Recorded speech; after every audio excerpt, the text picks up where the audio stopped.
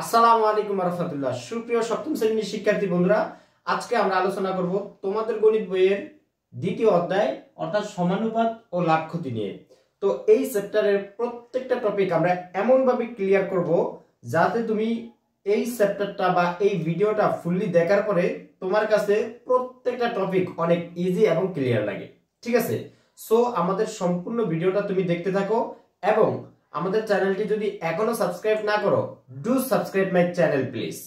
আর আমরা তোমাদের বইয়ের প্রত্যেকটা চ্যাপ্টার ধারাবাহিকভাবে কমপ্লিট করে দিব এবং অলরেডি আমরা তোমাদের বইয়ের গণিত বইয়ের যে প্রথম চ্যাপ্টারটা আছে মূলদ ও অমূলদ সংখ্যা সেটা আপলোড করছি, চাইলে তোমরা দেখে নিতে পারো। তো আসো আমরা স্টার্ট করি। কি প্রথমে আছে সমানুপাত। আর সমানুপাত বুঝতে হলে ফার্স্টে তোমাকে বুঝে নিতে হবে অনুপাত কাকে বলে। অনুপাত হচ্ছে দুই বা ততোধিক রাশির মধ্যে বা মানের মধ্যে একটা তুলনামূলক সম্পর্ক। তার মানে অনুপাতের কাজ কি? তুলনা করা। ঠিক আছে, তো আসো কিভাবে তুলনা করতে হয় সেটা একটু দেখি। আর ফার্স্টে বলে নেই, এইটাকে অনুপাত চিহ্ন বলা হয় এইভাবে। ওকে, অ্যাকচুয়ালি অনুপাতের কাজ যে তুলনা করা, আসো আমরা একটা এক্সাম্পলের মাধ্যমে সেটা ব্যাখ্যা করার ট্রাই করি। মনে করো রহিম নামক একজন ব্যক্তির বয়স, অর্থাৎ রহিমের মানে আব্দুর রহিমের, অবশ্য রহিমের বয়স হচ্ছে 20 বছর। ঠিক আছে, এবং মনে করো করিমের বয়স হচ্ছে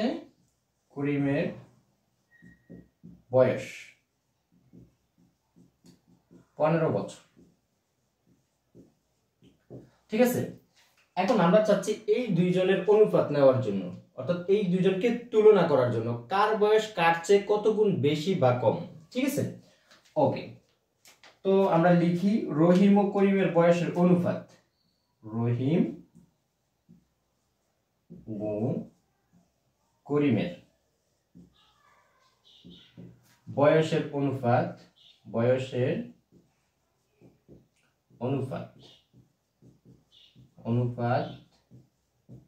কত আসবে? 20:15। ঠিক আছে, তবে এটা মাথায় রাখবা, অনুপাতের ক্ষেত্রে একক গুলা থাকে না। একক বলতে আমি বুঝাচ্ছি এই যে সংখ্যার শেষে যে জিনিসগুলা থাকে, দেখো এখানে 20 বছর আছে, দৈর্ঘ্য হলে 20 সেন্টিমিটার বা মিটার থাকতো, ভর হলে 20 কেজি থাকতো বা গ্রাম থাকতো। তো যে কোনো এককগুলাই থাকুক না কেন, অনুপাতের ক্ষেত্রে এই এককগুলা থাকবে না। এবং আরেকটা কথা হলো, সবসময় অনুপাতকে আমরা সহজে তুলনা করার জন্য সহমৌলিক সংখ্যা আকারে প্রকাশ করি। এখন কোয়েশ্চেন হলো সহমৌলিক সংখ্যা কাকে বলে। সহমৌলিক সংখ্যা বলতে অ্যাকচুয়ালি আমরা বোঝাচ্ছি যে দুইটা সংখ্যাকে যদি এক ছাড়া আর অন্য কোনো সংখ্যা দ্বারা ভাগ না করা যায় তাহলে ওই দুইটা সংখ্যাকে পরস্পরের সহমৌলিক সংখ্যা বলে। যেমন একটু খেয়াল করো, যদি আমি লিখি 5 আর 3, এদেরকে কি এক ছাড়া আর কোনো সংখ্যা দ্বারা ভাগ করা যায়? যায় না কিন্তু। দ্যাটস এই 5 আর 3 হচ্ছে পরস্পরের সহমৌলিক সংখ্যা। এখন আমি যদি তোমাকে বলি 4/2, এই সংখ্যা দুইটাকে অর্থাৎ 4 আর 2 কে কি পরস্পরের সহমৌলিক সংখ্যা বলা যাবে? অ্যানসার হচ্ছে নো, কারণ এদেরকে এক দ্বারা তো ভাগ যাবেই এবং 2 দ্বারাও ভাগ করা যায়। যেমন দেখো এটাকে যদি আমি কাটাকাটি দেই তাহলে 2 একে 2, অর্থাৎ 2 দ্বারা এটাকে ভাগ করলে ভাগফল হয় 1, আর এটাকে 2 দ্বারা ভাগ করলে ভাগফল হবে 2। ঠিক আছে, তার মানে এটা এক দ্বারা তো যাবেই এবং 2 দ্বারাও ভাগ যায়। দ্যাটস এই 4 আর 2 পরস্পরের সহমৌলিক না। সবচেয়ে ইজিলি বলতে গেলে অ্যাকচুয়ালি কাটাকাটি যদি না করা যায় তাহলে ওই দুইটা সংখ্যা পরস্পরের সহমৌলিক, আদারওয়াইজ সে সহমৌলিক হবে না। তো আমরা সবসময় কি করব? অনুপাতকে সহমৌলিক আকারে প্রকাশ করব। তারই সাথে সাথে আমরা আরেকটা কথা বলে নিতে চাচ্ছি, সেটা হলো অনুপাত হচ্ছে একটি ভগ্নাংশ। ঠিক আছে, একটি ভগ্নাংশ। ওকে, তো আসো আমরা এটাকে সহমৌলিক আকারে প্রকাশ করি। দেখো সংখ্যা দুইটা কিন্তু সহমৌলিক না, এদের মাঝখানে 5 কিন্তু কমন। ঠিক আছে, আসো তো আমরা এটাকে সহমৌলিক আকারে প্রকাশ করি। প্রকাশ করার জন্য আমরা দেখো যেহেতু অনুপাত একটি ভগ্নাংশ, চাইলে এটাকে ভগ্নাংশ আকারে প্রকাশ করতে পারি। ওকে, এন্ড দেন এদের মাঝখানে কমন সংখ্যা দ্বারা ভাগ করো। দেখো এটা শেষে যেহেতু 0 আছে তাহলে এটাকে 5 দ্বারা ভাগ করা যাবে, এবং এখানে যেহেতু 5 আছে তাহলে এটাকেও 5 দ্বারা ভাগ করা যাবে। তাহলে আমরা লিখতে পারি 4 5 20, আর এটাকে 5 দ্বারা কাটা দিলে 3 5 15। অর্থাৎ আমরা এইভাবে লিখতে পারি, উপরে থাকে 4, নিচে থাকে 3। ঠিক আছে, তো আমরা চাইলে এটাকে আবার অনুপাতে লিখতে পারি বা এই ভগ্নাংশ আকারেও রাখতে পারি, কোনো প্রবলেম নাই। যেহেতু আমরা অনুপাত নিয়ে আলোচনা করতেছি, তাহলে এটাকে অনুপাতে আবার প্রকাশ করে দিই। তাহলে আমরা লিখতে পারি রহিম মের বয়স অনুপাত করিমের বয়স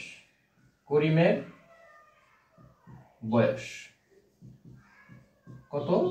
এই যে এটাকে 4 ভাগের পরিবর্তে আমরা দিয়ে দেব অনুপাত 3। ঠিক আছে, এইভাবে প্রকাশ করতে পারি। তবে এখানে যে কথাটা আমরা বলছিলাম, এই যে রহিমের বয়স অনুপাত করিমের বয়স, এই লেখাটাকে চাইলে আমরা এইভাবেও লিখতে পারবো, অথবা এইভাবে লিখলেও কোনো প্রবলেম নাই, যেভাবে ইচ্ছা সেভাবেই লিখো। আরো একটা কথা এখান দিয়ে ক্লিয়ার করতে চাই, সেটা হচ্ছে এই সমান চিহ্ন না দিয়ে যদি আমি ডাবল অনুপাত দিতাম, তাহলে এটা কিন্তু সমান চিহ্নই মিন করে। ঠিক আছে, ডাবল অনুপাত দেওয়া যে কথা, সমান দেওয়া সেম কথা। তাহলে আমরা নরমালি সমানই দিচ্ছি। ওকে, এখন এখানে আরো একটা বিষয় আমি ক্লিয়ার করে দিতে চাই। এই যে একটু আগে বললাম যে বছর বা যে এককগুলা থাকে অনুপাতের ক্ষেত্রে সেই এককগুলা থাকে না। এখন প্রশ্ন হচ্ছে কেন থাকে না? তুমি একটু খেয়াল করো, এই যে এখানে যদি আমি লিখতাম 4 বছর আর নিচে থাকতো, তাহলে কত বছর? 3 বছর, রাইট? এই যে বছর বছর পরস্পর কি যায়, উপর নিচে কাটা চলে যায়। দ্যাটস ওয়াই অনুপাতের ক্ষেত্রে এককটা থাকে না। আশা করি তোমরা এখান থেকে বুঝতে পেরেছো। ওকে, তো আমরা চাইলে এটাকে এইভাবে না সাজায়া এখান থেকেও কাটাকাটি করতে পারতাম। এই যে 4 পাশে 20, তারপরে 3 পাশে কত? 15, এইভাবে করতে পারতাম। তো যেইভাবে ভালো হয় সেইভাবেই তোমরা করবা। ওকে, এখন দেখো এখানের বিষয়টা আমরা ক্লিয়ার করি। তো এই যে রহিমের বয়স অনুপাত করিমের বয়স যে পাইলাম, এইটা দ্বারা আমরা কিভাবে তুলনা করব একটু খেয়াল করো। এইটার মিনিংটা কি? এটার মিনিংটা হচ্ছে রহিমের বয়স যেই সংখ্যার 4 গুণ, অ্যাকচুয়ালি করিমের বয়স সেই সংখ্যারই 3 গুণ। ঠিক আছে, তো আমরা তো অলরেডি দেখে আসছি যে এদের বয়সটা কত ছিল, 20 এবং হচ্ছে কত, 20 আর 15। তো আমরা যদি এখান দিয়ে একটু আলোচনা করতে চাই, সেটা হলো এরকম যে দেখো 20 অনুপাত 15। তুমি দেখো 20 কে আমরা লিখছি 4 ইনটু, লিখতে পারি 4 ইনটু 5, আর 15 কে লিখতে পারি 3 ইনটু 5। অর্থাৎ এই সংখ্যাটা এখানে ছিল 5 এর 4 গুণ। ঠিক আছে, আর এইটা অর্থাৎ করিমের বয়সটা ছিল 5 এর কত গুণ? 3 গুণ। হ্যাঁ, ওকে, তার মানে এখানে রহিমের বয়সটা 1 গুণ বেশি। এখন এখান থেকে আমরা ভবিষ্যতে যে একজনের বয়স একরকম হলে অপরেরটা কত হবে সেটা কিন্তু আমরা এই অনুপাত থেকে বলে দিতে পারবো। যেমন ধরো কোন এক সময় যায় রহিমের বয়সটা হয়ে গেল 48, তাহলে তখন করিমের বয়সটা কত হবে সেটা কিন্তু আমরা বলে দিতে পারবো। কিভাবে? দেখো তো 4 48 এর কত গুণ? অ্যাকচুয়ালি 4 এর সাথে 12 গুণ করলে 48 হয়, তার মানে 12 গুণ। ঠিক আছে, 4 12 48, তাহলে 3 এর 12 গুণ কত হবে? এইটাও এইটার 12 গুণ হয়ে যাবে। এইটা যদি এটার 5 গুণ হয়ে যায়, তাহলে এইটাও এটার 5 গুণ হবে। এটা যদি এটার 10 গুণ হয়ে যায়, এইটাও এটার 10 গুণ হয়ে যাবে। তাহলে এটা হবে কত? 3 12 36। তার মানে ভবিষ্যতে তাদের বয়সটা কত, একজনেরটা কত হলে আরেকজনেরটা কত হবে, আমরা এই তুলনার মাধ্যমে অর্থাৎ অনুপাতের মাধ্যমে ইজিলি বলে দিতে পারি। তো অনুপাত জিনিসটা আমরা বিভিন্ন জায়গায় ব্যবহার করে থাকি। সবচেয়ে বেশি যেটা ব্যবহার করা হয় ফ্যাক্টরি গুলোতে। যেমন ধরো যদি কেক টেক বিভিন্ন জিনিস রুটি টুটি প্রডিউস করে, তখন সেখানে তারা ময়দার সাপেক্ষে চিনি কতটুকু দিবে, লবণ কতটুকু দিলে একদম এক্সাক্ট পারফেক্ট হবে, পানির রেশিওটা কতটুকু থাকবে, তো তারা সেই রেশিও অনুযায়ী দেয়। দেওয়ার ফলে এটা পারফেক্ট খামির এবং পারফেক্ট একটা কেক বা রুটি হয়। ঠিক আছে, দেখো না বেশি লবণও হয় না, আবার হচ্ছে যে অতিরিক্ত মিষ্টি হয়ে যায় না, একদম পারফেক্ট থাকে। তারা এই রেশিও অনুযায়ী দিতে থাকে। যেমন দেখো এটা ময়দা আর চিনিটা 4 অনুপাত 3 আছে, তাহলে ময়দা যদি 48 কেজি দেয়, তাহলে চিনি তাকে কত কেজি দিতে হবে? 36 কেজি দিতে হবে। তো তারা বিষয়টা এইভাবে ক্যালকুলেট করে বা হিসেব করে।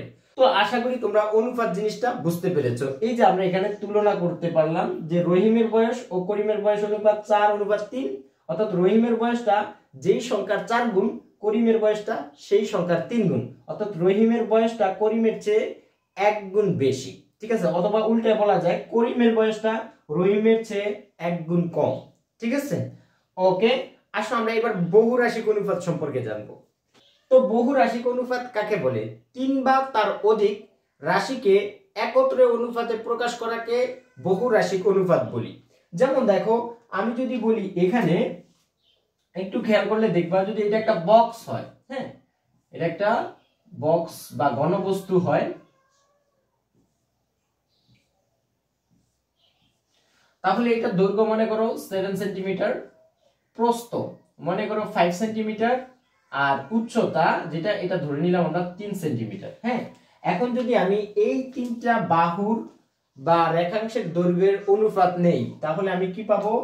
দৈর্ঘ্য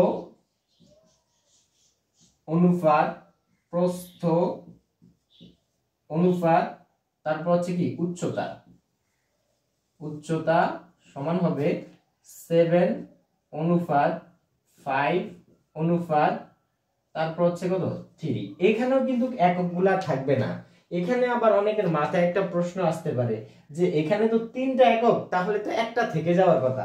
কারণ হচ্ছে সেন্টিমিটার অনুপাত সেন্টিমিটার অনুপাত সেন্টিমিটার, ঠিক আছে, একটা একটা কেটে যাবে, তাহলে তো একটা রয়ে যাবে, তাহলে সেটাও থাকে না কেন? সেটা তার মাথায় ঘুরপাক খেতে পারে। তো আমরা সেটা একটু পরে আলোচনা করব কেন থাকে না। তো অ্যাকচুয়ালি তোমরা খেয়াল করলে দেখবা এখানে যে অনুপাতের মানগুলো আসছে এগুলাকে কিন্তু আমরা ছোট করতে পারি না, কারণ এগুলো সবগুলা মৌলিক সংখ্যা, ঠিক আছে। আর মৌলিক সংখ্যা হলে এদের মাঝখানে তো কোনো সাধারণ সংখ্যা থাকে না, এরা এমনি পরস্পরের কি সহমৌলিক সংখ্যা, ঠিক আছে। ওকে, বাট এই ক্ষেত্রে দেখো অনুপাতে সবগুলা মান তাদের অরিজিনাল মান আছে। অ্যাকচুয়ালি এখানে দৈর্ঘ্যের মান 7, তার অরিজিনাল মানও ছিল 7। অনুপাতে প্রস্থের মান আছে 5, প্রস্থের অরিজিনাল এই ক্ষেত্রে মান ছিল 5। উচ্চতা ছিল অরিজিনাল 3, অনুপাতে আছে 3। তো এই অনুপাতে প্রত্যেকটা মানই এখানে অরিজিনাল মান নিয়ে অনুপাত গঠিত হয়েছে। তো অধিকাংশ সময় বা মোস্ট অফ দা টাইমে এই অরিজিনাল মান নাও থাকতে পারে। যেমন আগের एग्जांपले আমরা যেটা দেখছি যে ফার্স্টে তাদের বয়সের অনুপাতটা ছিল কি 20 আর 15, একজনের বয়স ছিল 20 আরেকজনের ছিল কত 15। বাট যখন তাদেরকে সহমৌলিক আকারে প্রকাশ করছি তখন হয়ে গেছে 4:3। বাট এইটা কিন্তু তাদের এক্সাক্ট বা অরিজিনাল তাদের বয়স ছিল না, ঠিক আছে। ওকে, তো অনুপাতে অরিজিনাল বয়স থাকতে পারে নাও থাকতে পারে, বাট আমরা এখান থেকে তুলনা করতে পারি। যেমন এখানে দেখো দৈর্ঘ্য 7 গুণ প্রস্থ 5 গুণ, অর্থাৎ যেই সংখ্যার দৈর্ঘ্যটা 7 গুণ প্রস্থটা ওই সংখ্যারই 5 গুণ এবং উচ্চতা ওই সংখ্যারই 3 গুণ। তার মানে এখানে তিনটাই একই সংখ্যার গুণিতক হবে। এটা যদি 5 এর গুণিতক হয় ডেফিনেটলি এই দুইটাও 5 এর গুণিতকই হবে। আবার এইটা যদি 6 এর গুণিতক হয় তাহলে এই সবগুলাই 6 এর গুণিতক হবে, অর্থাৎ একই কমন সংখ্যার গুণিতক আকারে থাকবে এরা, ঠিক আছে। ওকে, এবং এখানে আমরা তিনটা সংখ্যার অনুপাত নিছি, চাইলে 4টা 5টা 6টাও নিতে পারি, যেহেতু বহুরাশিক অনুপাত। বহুরাশিক অনুপাত মানে হচ্ছে 3 বা তার অধিক রাশি বা মানের মানকে একত্রে অনুপাত আকারে প্রকাশ করাকে বহুরাশিক অনুপাত বলে থাকি। ওকে, তো এখন আমরা জানবো ধারাবাহিক বা ক্রমিক অনুপাত সম্পর্কে। তো ধারাবাহিক বা ক্রমিক অনুপাত বলতে অ্যাকচুয়ালি কি বোঝায়? নরমালি যদি আমরা বলতে চাই তাহলে হচ্ছে এরকম যে দুটি অনুপাতের ভিতরে কোনো ব্যক্তি বা বস্তুর যদি অনুপাতে একই মান থাকে তাহলে ওই তিনজনের মানকে একত্রে অনুপাতে প্রকাশ করাকে আমরা বলি ধারাবাহিক অনুপাত বা ক্রমিক অনুপাত। একটু খেয়াল করো, মনে করো এ আর বি এর অনুপাতটা হচ্ছে এ অনুপাত বি ইকুয়ালস টু হচ্ছে 5:3, ঠিক আছে। এবং দেখো বি অনুপাত সি, তাদের অনুপাতের মান হচ্ছে 3:7, ঠিক আছে। তো এদেরকে আমরা চাইলে ক্রমিক বা ধারাবাহিক আকারে প্রকাশ করতে পারি। যেহেতু দেখো এখানেও বি আছে, অ্যাকচুয়ালি এখানেও বি আছে, এবং এই অনুপাতে বি এর মানটা কত 3, এই অনুপাতে বি এর মানটা কত তাও 3। যেহেতু বি এর মান দুই জায়গায় সেম, দ্যাটস ওয়াই আমরা চাইলে এই তিনজনকে একত্রে অনুপাতে প্রকাশ করতে পারি, এ অনুপাত বি অনুপাত সি। অ্যাকচুয়ালি এখানে আমরা লিখতে পারি 5 অনুপাত, যেহেতু এই দুই জায়গায় সেম একটা নিলে হবে 3:7।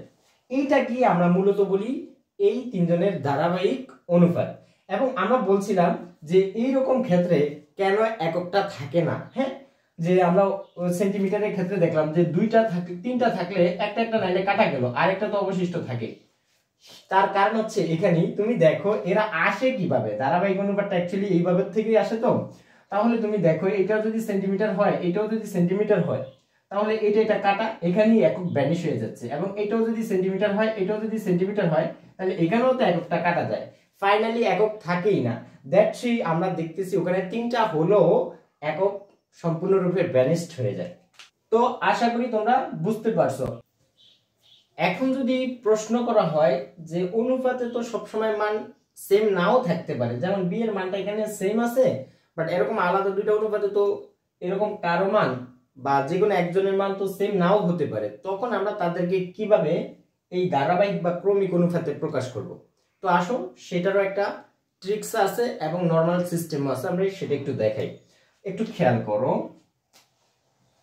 ধরো এ আর বি এর অনুপাতটা আছে 5:7, হ্যাঁ, এবং সি আর বি এবং সি এর অনুপাতটা আছে মনে করো তোমার 8:9, ঠিক আছে।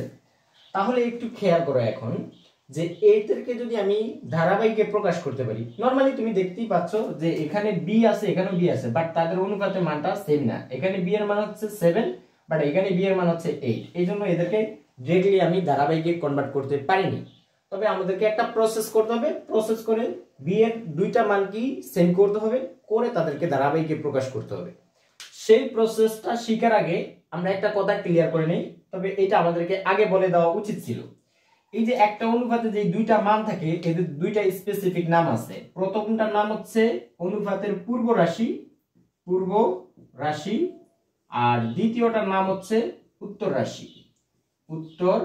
রাশি, ঠিক আছে।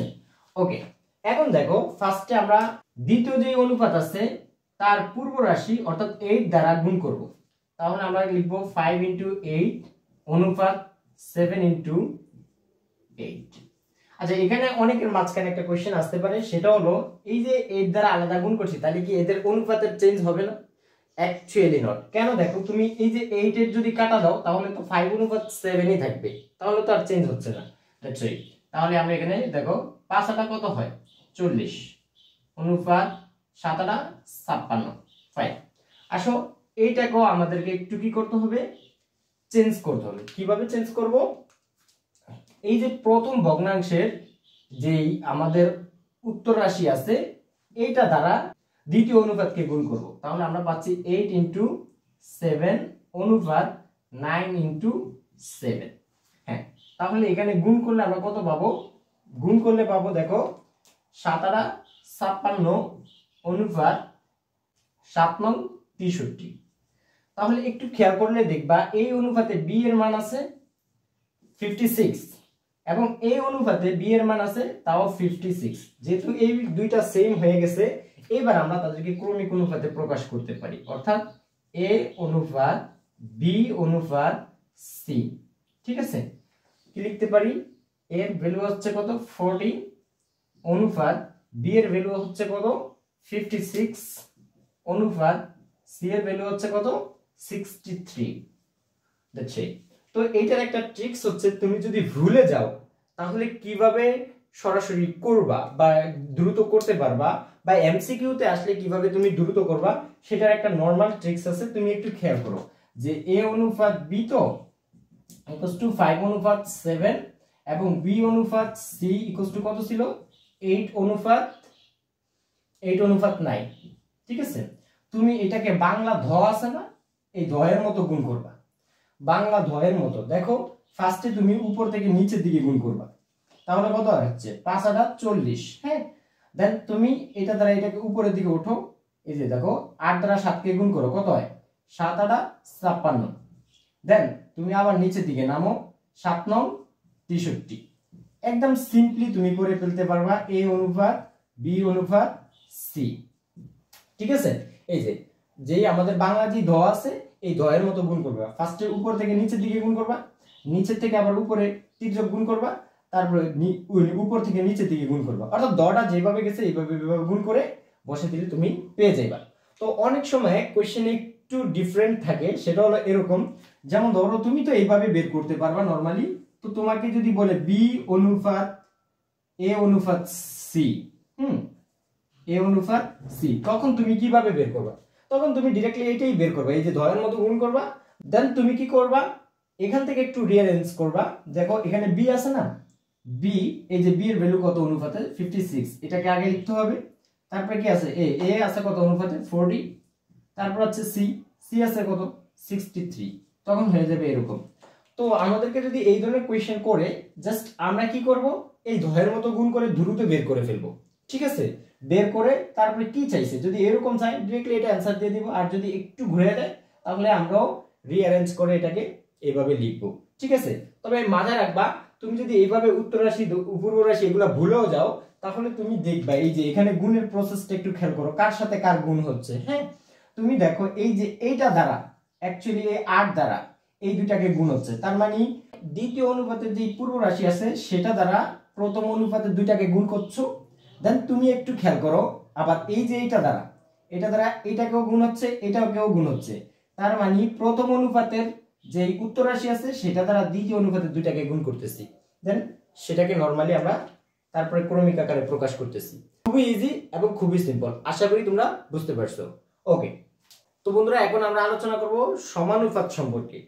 তো সমানুপাত বলতে কি বোঝায়? অ্যাকচুয়ালি চারটি রাশির যে কোনো দুইটার অনুপাত অপর দুইটার অনুপাতের সমান হলে এই ধরনের অনুপাতকে আমরা পরস্পরের সমানুপাত বলে থাকি। তো তোমাদের বইতে যে ডেফিনিশনটা আছে সেটা হলো এরকম, যে চারটি রাশির প্রথম ও দ্বিতীয়টির অনুপাত এবং তৃতীয় ও চতুর্থটির অনুপাত যদি পরস্পরের সমান হয় তাহলে এই ধরনের অনুপাতকে আমরা পরস্পরের সমানুপাত বলি, এবং এই সমানুপাতে যে রাশিগুলো থাকে তাদেরকে সমানুপাতি বলি। যেমন একটু খেয়াল করো, আমরা যদি লিখি 2, 5, 10, তারপর হচ্ছে 25, ঠিক আছে? তাহলে এদেরকে আমরা অনুপাত আকারে প্রকাশ করি, এই যে প্রথম, এই যে দ্বিতীয়, তাহলে প্রথম রাশি এবং দ্বিতীয় রাশির অনুপাত এটা। দেখো তৃতীয় ও চতুর্থ রাশির অনুপাত হলো এইটা। এখন এই দুটো অনুপাতের মান কি সেম কিনা? দেখো এটা পরস্পরের সহমৌলিক আকারে আছে, এটাকে আর ছোট করা যাবে না, বাট এটা কি পরস্পরের সহমৌলিক আকারে আছে? নাই কিন্তু। তাহলে এটাকে কাটাকাটি করে ছোট করো, 5 দ্বিগুণে 10, 5 5 25। অ্যাকচুয়ালি খেয়াল করতেছো কি এই অনুপাতটা এই অনুপাতটা না? হ্যাঁ, তাহলে এই অনুপাতের মান যা অ্যাকচুয়ালি এই অনুপাতের মান তা। মেইন কথা হচ্ছে এটা একটা ছোট এক্সপ্রেশন, এটা একটা বড় এক্সপ্রেশন, ঠিক আছে? বাট অনুপাতের মানগুলা সেম, এই জন্য এই দুইটা অনুপাতকে অ্যাকচুয়ালি আমরা সমানুপাত বলতে পারি। আর এই অনুপাতে যেই রাশিগুলো আছে অর্থাৎ এই যে 2, 5, 10, 25 এদেরকে আমরা বলবো সমানুপাতি। এইটা পুরাটা হচ্ছে একটা সমানুপাত, সমানুপাত। আর এখানে যে রাশিগুলো আছে অর্থাৎ 2, 5, 10, 25 যে মানগুলো আছে এগুলাকে আমরা বলি এক একটি সমানুপাতি, সমানুপাতি, ঠিক আছে? এটা হচ্ছে প্রথম সমানুপাতি, এটা দ্বিতীয় সমানুপাতি, এটা তৃতীয় সমানুপাতি, এটা হচ্ছে চতুর্থ সমানুপাতি। ওকে, তাহলে আমরা এখান থেকে সামারিটা কি লিখতে পারি? যদি চারটা রাশি সমানুপাত হয় তাহলে আমরা এটাকে সমানুপাত লেখার সিস্টেম কি? প্রথম রাশি ভাগ দ্বিতীয় রাশি, অনুপাত কিন্তু একটি ভগ্নাংশ আগে বলে আসলাম, দ্বিতীয় রাশি, ঠিক আছে? সমান লিখতে পারি তৃতীয় রাশি ভাগ চতুর্থ রাশি, ঠিক আছে? তাহলে এখন খেয়াল করো আমরা এখান থেকে কিভাবে কি করতে পারি। এখান থেকে একটা যে ত্রৈরাশিক সিস্টেম সেটা হলো এই, প্রথম রাশির সাথে চতুর্থ রাশিটা গুণ হবে আর দ্বিতীয় রাশির সাথে তৃতীয় রাশিটা গুণ হবে। গুণ হলে কি অ্যাকচুয়ালি মানের কোনো চেঞ্জ হবে? কম বেশি দুই পাশে হয়ে যাবে নাকি দুই পাশেই সমান থাকবে? অ্যাকচুয়ালি কিন্তু দুই পাশেই সমান থাকবে। তুমি একটু খেয়াল করলে দেখবা যে এখানে তুমি একটু খেয়াল করো যে 2/5 সমান হচ্ছে 10/25, 10/25। দেখো এটার সাথে এটা গুণ করলে কত হয়? 25 দ্বিগুণা 2 × 25 সমান হচ্ছে 5 × 10। দেখো 25 দ্বিগুণা কত হয়? 50। এই পাশে 5 10 কত? 50। দুই পাশে কিন্তু ভ্যালু সেম থাকে, ঠিক আছে? দ্যাটস ওয়াই তুমি চাইলে আড়াআড়ি গুণ করতেই পারো। আর এই ধরনের গুণটাকে অ্যাকচুয়ালি বলি আড়াআড়ি গুণ বা ক্রস গুণ। দেখো ক্রস করছে না, এজন্য আমরা লিখি প্রথম রাশি সমান ইন্টু চতুর্থ রাশি, চতুর্থ রাশি সমান হচ্ছে আমরা কি লিখতে পারি, দ্বিতীয় রাশি ইন্টু তৃতীয় রাশি, দ্বিতীয় ইন্টু তৃতীয় রাশি। ঠিক আছে, ওকে। তো এই ত্রৈরাশিক সিস্টেম বা এই পদ্ধতিতে আমরা যে কোনো তিনটা রাশির মান জানা থাকলে অপরটার মান বের করতে পারবো। যেমন ধরো আমি প্রথম সমানুপাতি, চতুর্থ সমানুপাতি আর তৃতীয় সমানুপাতি জানি, দ্বিতীয়টা বের করতে হবে, তাহলে এই সূত্র ফলো করে আমরা সেটা বের করে নিতে পারি। ওকে, আসো আমরা সেই প্রসেসটা দেখি এবং এটার একটা ট্রিক্সও আছে, আমরা সেটা দেখে দিই। তো দেখো এবার যে কোয়েশ্চেনটা করছে সেটা হলো 8, 7 ও 14 এর তৃতীয় সমানুপাতি কত। তো আমরা জানি কি, আমরা জানি এখান দিয়ে সূত্রটা লিখবা বা যে ত্রৈরাশিক সিস্টেম সেটা লিখবা। প্রথম রাশি ইন্টু চতুর্থ রাশি সমান হচ্ছে দ্বিতীয় রাশি ইন্টু তৃতীয় রাশি। তো আমরা ডিরেক্টলি বসে এখানে, তুমি দেখো এটা যেহেতু প্রথম রাশি, এটা হচ্ছে ত্রিরাশি, দ্বিতীয় রাশি তোমাকে বের করতে বলছে তৃতীয়টা, তার মানে সেটা এখান দিয়ে ছিল, সেটাই তোমাকে বের করতে বলছে, আর এটা হচ্ছে চতুর্থ রাশি। ঠিক আছে, তো লিখি আমরা প্রথম রাশি ইন্টু প্রথম রাশির সাথে কোন রাশি গুণ হয়, চতুর্থ রাশি, সমান তুমি আগে অবশ্য সিস্টেমটা বা নিয়মটা লিখবা বা সূত্রটা লিখবা, তারপর হচ্ছে মানগুলা বসে দিবা। ঠিক আছে, ইন্টু 14 লিখলাম, তারপর আমরা লিখবো কি, তারপরে দ্বিতীয় এবং তৃতীয় রাশি, তাহলে দ্বিতীয় রাশিটা হচ্ছে 7 ইন্টু তৃতীয় রাশি, তৃতীয় সমানুপাতি বা রাশি দিতে পারো। ঠিক আছে, তো এখানে খেয়াল করো আমরা লিখতে পারি, এখানে এই যে 7 কি আকার আছে, এখানে গুণ আকার আছে না, এই পাশে পাঠিয়ে দিলে কি আকার হয়ে যাবে, ভাগ আকার হয়ে যাবে। তাহলে 8 ইন্টু 14 ডিভাইডেড বাই 7 সমান হচ্ছে তৃতীয় রাশি।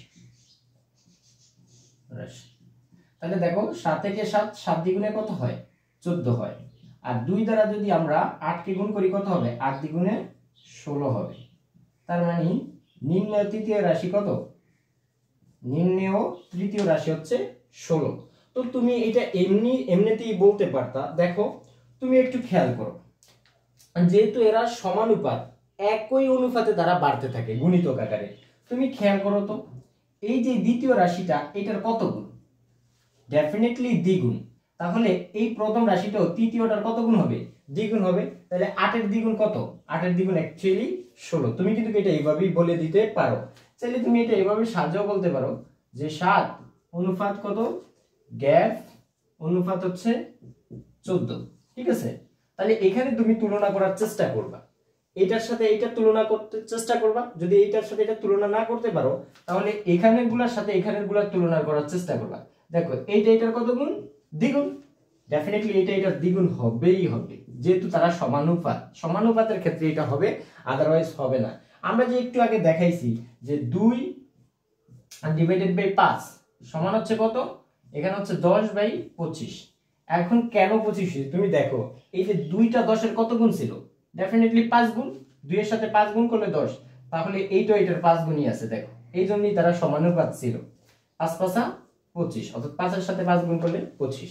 সমানুপাতের ক্ষেত্রে এটা অবশ্যই মেইনটেইন করবে, শুধু এই বরাবরই না। এখন তোমার যদি এটা এরকমও থাকতো, যেমন খেয়াল করো এখানে আমি দিলাম 10/5, তাহলে এর সমানুপাতটা কত হবে তুমি জানো? এটা যদি আমি বলে দেই যে তোমার মনে করো 13, ঠিক আছে, তাহলে এটা কত হবে? ঠিক আছে, এটা কত হবে, এটা কোন কোন রাশি বলতে পারবা? এটা প্রথম, এটা দ্বিতীয়, এটা তৃতীয়, এটা চতুর্থ, তার মানে দ্বিতীয় রাশিটা কত হবে?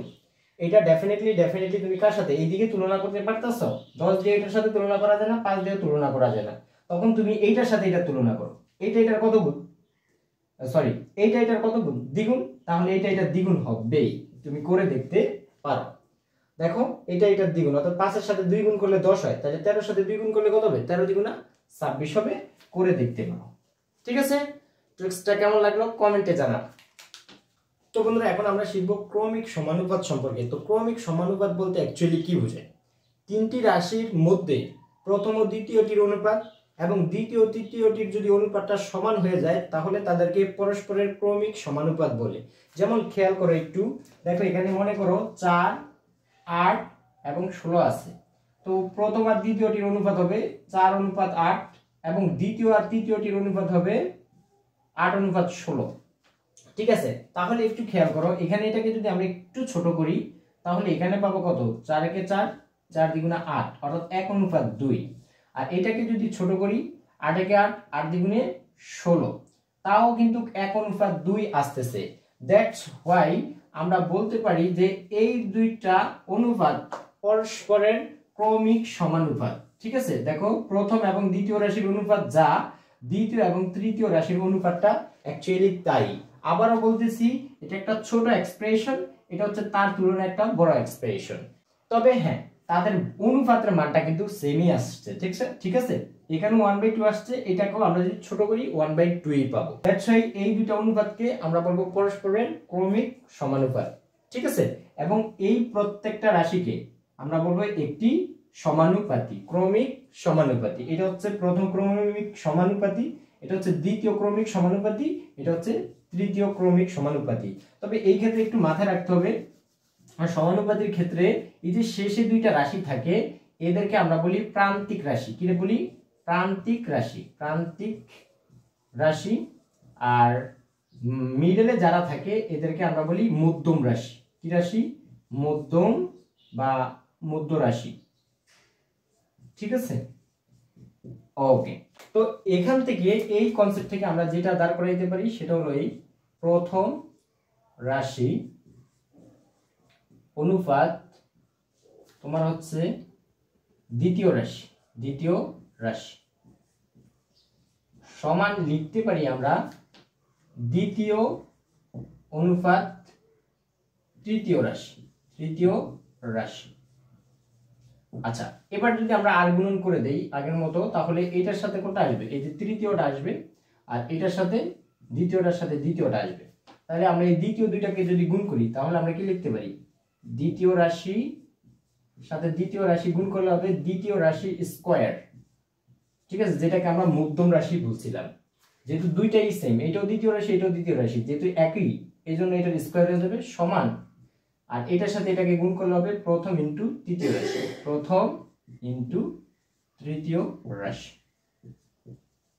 ঠিক আছে, অ্যাকচুয়ালি প্রথম এবং তৃতীয় রাশি যদি আমাদের জানা থাকে, দ্বিতীয় রাশিটা আমরা ইজিলি বের করে নিতে পারবো।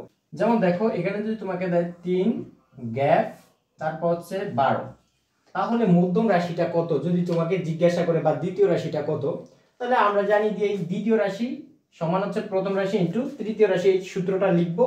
দেন এখানে আমরা কি করব? তাহলে আমরা লিখবো এখান থেকে দ্বিতীয় রাশি স্কয়ার সমান হচ্ছে কি প্রথম রাশি ইন্টু তৃতীয় রাশি। তাহলে প্রথম রাশি কত? 3, আর তৃতীয় রাশি বা যে প্রান্তিক রাশিগুলো আছে সেই দুইটা হচ্ছে 3 আর 12। ঠিক আছে, তুমি এইভাবে বললে হবে দ্বিতীয় রাশি স্কয়ার সমান হচ্ছে প্রান্তিক রাশিগুলোর গুণফল, বা প্রথম ইন্টু তৃতীয় রাশির গুণফল লিখলে হবে। যাই লিখো একটা লিখলে হবে। 3 বানান কত? 36। ঠিক আছে, তাহলে আমরা 36 পেয়ে গেছি। এটা কার ভ্যালু পেয়েছি? দ্বিতীয় রাশির স্কয়ারের ভ্যালু। বাট আমার লাগবে কি? দ্বিতীয় রাশি। তাহলে আমি লিখতে পারি এখান থেকে দ্বিতীয় রাশি। তো স্কয়ারটা যদি এক পাশ থেকে অপর পাশে চলে যায় তাহলে কি আকারে যায়? স্কয়ার রুটে চলে যায়, অর্থাৎ রুট হয়ে যায়। তাহলে এখানে হবে রুট 36। তো তুমি যদি এটাকে 36 কে বর্গমূল করো, অ্যাকচুয়ালি এটা কার বর্গ? 36 কোন সংখ্যার বর্গ? 6 এর বর্গ। তাহলে এর বর্গমূল হবে 6। তার মানে দ্বিতীয় রাশিটা হবে অ্যাকচুয়ালি 6। ঠিক আছে, আশা করি তোমরা বুঝতে পেরেছো। ওকে, তো বন্ধুরা এখন আমরা সমানুপাত রিলেটেড দুইটা প্রবলেম সলভ করব। তো দেখো একটু খেয়াল করে, 5টি খাতার মূল্য 200 টাকা হলে 7টি খাতার মূল্য কত? তো অ্যাকচুয়ালি এই ধরনের অঙ্কগুলোকে আমরা ঐকিক নিয়ম ব্যবহার করে সলভ করতে পারি। ঐকিক নিয়মটা কি? আগে তুমি দেখো এখানে 5টার মূল্য দেওয়া আছে, তো ফার্স্টে এখান থেকে একটার মূল্য বের করব। এই যে একটা মানে একক, আর একক থেকে আসছে ঐকিক। তো ফার্স্টে একটার মূল্য আমরা বের করে নিই, তারপরে যতটার মূল্য চাইছে ততটার মূল্য আমরা বের করি। ঠিক আছে, এই যে ফার্স্টে একটার মূল্য বের করে নিয়ে দিকে, এই নিয়মটাকে আমরা বলি ঐকিক বা এককের নিয়ম। ঠিক আছে, তো অ্যাকচুয়ালি এখন তোমার মাথায় একটা প্রশ্ন হতে পারে, যেহেতু এগুলা ঐকিক নিয়মে সলভ করা যায়, তাহলে আমরা কেন অনুপাতের নিয়মে এটাকে সলভ করব?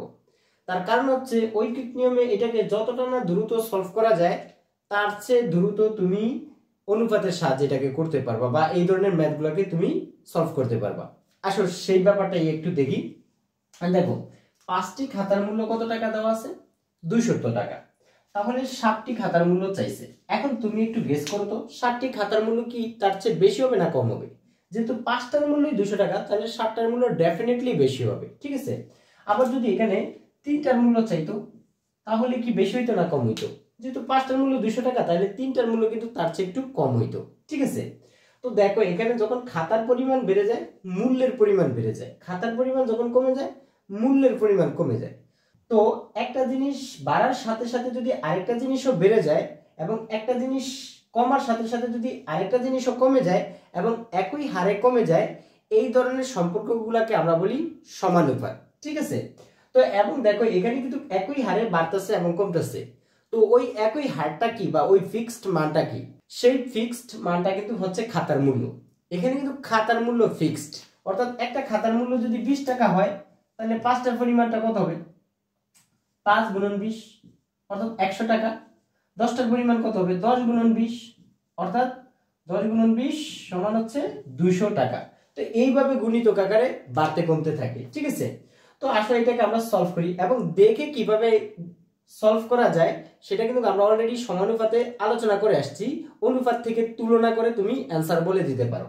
যেমন দেখো এখানে 5টার মূল্য দেওয়া আছে, তাহলে দেখো এইটা এই 5-এর সাথে কত গুণ করলে অ্যাকচুয়ালি 200 হয়? 5-এর সাথে অবশ্যই 40 গুণ করলে 200 হয়, অথবা সেটা বের করার জন্য এই 200কে 5 দিয়ে ভাগ করো, তাও 40ই আসবে। আর এই 40ই কিন্তু একটি খাতার মূল্য, ঠিক আছে। তাহলে তুমি এই দেখো 7-এর সাথে সেই 40 গুণ করে দাও। অ্যাকচুয়ালি এইটার সাথে যত গুণ করলে এইটা হবে সেই সংখ্যাটা দিয়া এটাকে গুণ করে দিলেই এখানেরটার পরিমাণ বেড়ে যাবে। তাহলে দেখো 4 7 কত হয়? 28। এই শূন্য এখানে বসে দাও, অর্থাৎ 280 টাকা। 5টি খাতার মূল্য 200 টাকা হলে 7টি খাতার মূল্য 280 টাকা। জাস্ট তুমি কি করবে? এখানেরটার সাথে কত গুণ করলে এখানেরটা হয় সেটা বের করে নিবা, আর সেটা দিয়ে এখানেরটাকে গুণ করে দিবা, এখানের পরিমাণটা বেড়ে যাবে। তো এটা তুমি এমসিকিউ বা এখানে নরমালি কোনো ক্যালকুলেশন করার ক্ষেত্রে এই ধরনের অঙ্কগুলোকে এইভাবে তুমি বলে দিতে পারো তুলনা করে। তো আসো আমরা কিভাবে খাতায় বা রিটেনে আসলে কিভাবে করব সেই বিষয়টা একটু দেখি। তো আমরা বলছি অনুপাত লেখার ক্ষেত্রে যেগুলা একই জাতীয় একক সেগুলো একপাশে লিখবো, অন্য একক বিশিষ্টগুলা একপাশে লিখবো।